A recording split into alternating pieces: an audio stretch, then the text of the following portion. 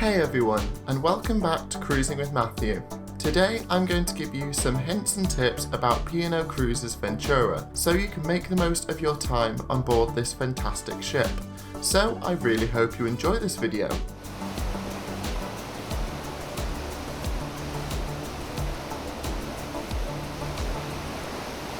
Before I start, I want to highlight today's sponsor, which is My Kind of Cruise. They are the world's first and only mobile app where you can search, compare, and book a cruise across a range of cruise lines, including P&O. I've actually booked with them for my April 2023 cruise on board P&O's Britannia, and I was super impressed with their high standards of customer service and good prices. If you want to check it out yourself, then click on the link in the description below. So, on with the video.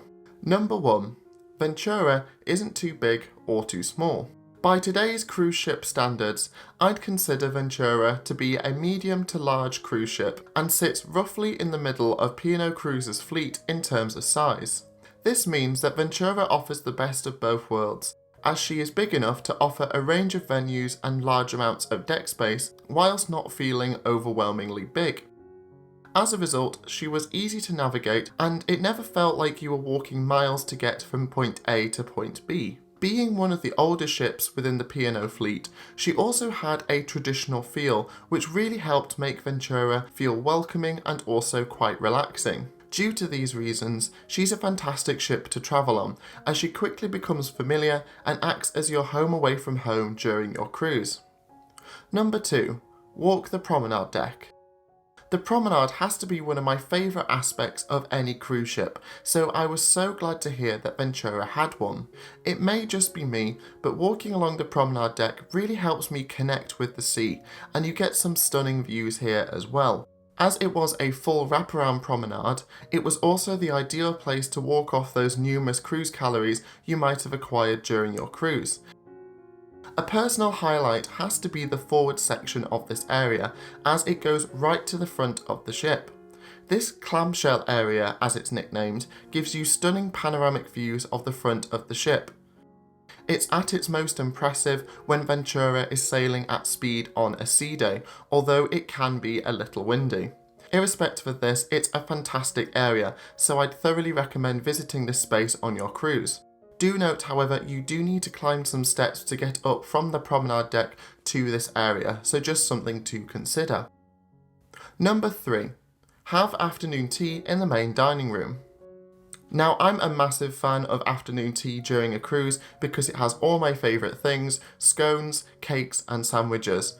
Although you can get afternoon tea in the buffet area if you're wanting to eat something quickly, I really enjoy having it in the main dining room as it offers a more relaxed and traditional style of afternoon tea.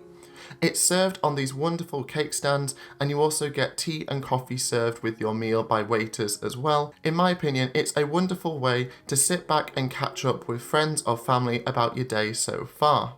What makes this experience even better is the fact that it's included within your cruise fare, so you might as well give it a go and try something different.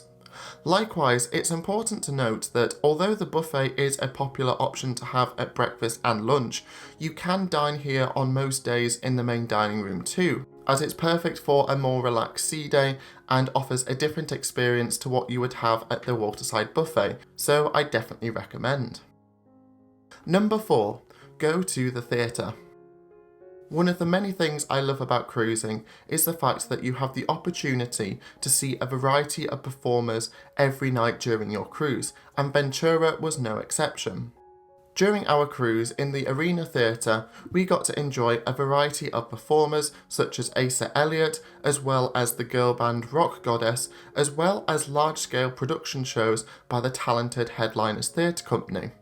Now, I know the theatre isn't to everyone's taste, but I'd urge you to give it a go at least once during your cruise, because the skill and talent that you get to see in these performances is absolutely incredible, and it's included within your cruise fare. A personal highlight for our cruise has to be the Headliners' performance of Astonishing, which blends illusion and magic into a show packed full of singing and dancing too, so I'd urge you to give it a go.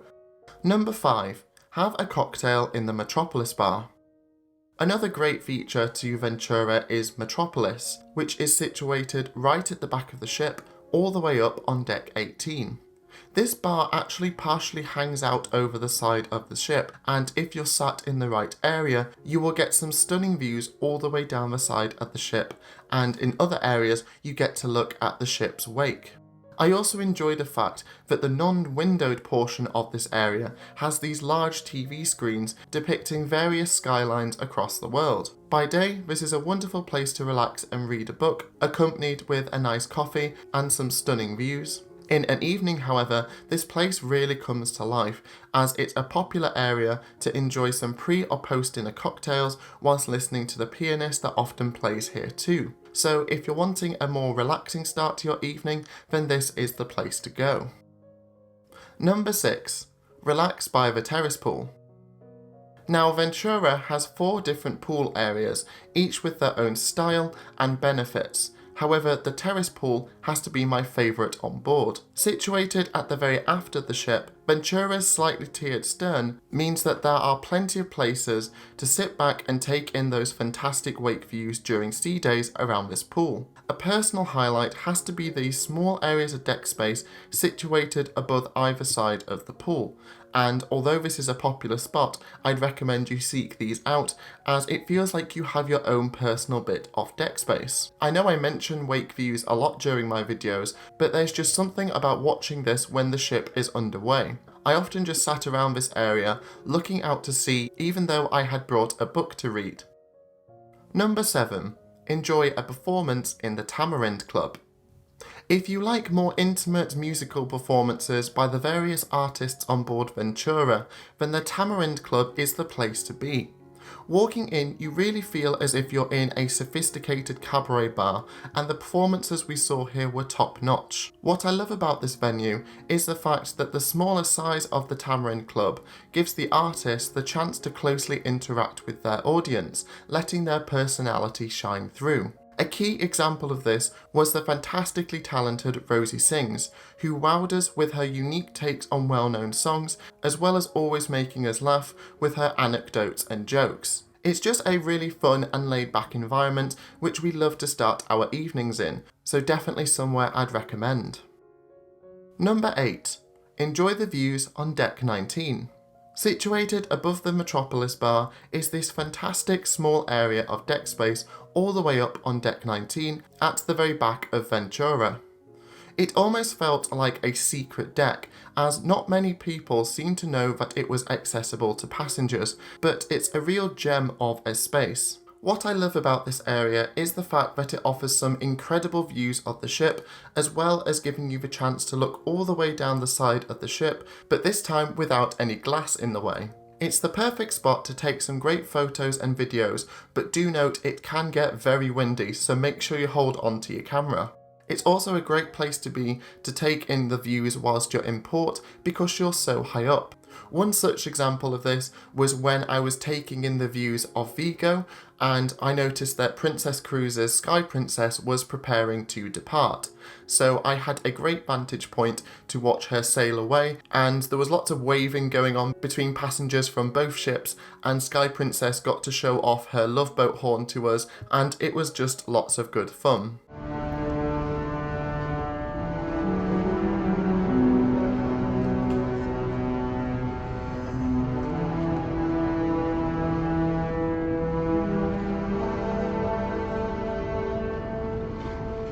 So I'd really recommend that you seek this area out during your cruise because it's a fantastic area to sunbathe if the weather's good enough, and if not, it's just a great spot to relax and watch as Ventura cuts through the waves during a sea day. So there you have it, my hints and tips on how to make the most of your time on board the fantastic P&O Ventura, and I really hope you enjoyed this video. Thank you so much to My Kind of Cruise for sponsoring me in this video, and thank you all so much for watching it. If you've enjoyed this video, then please like and subscribe because it's always appreciated.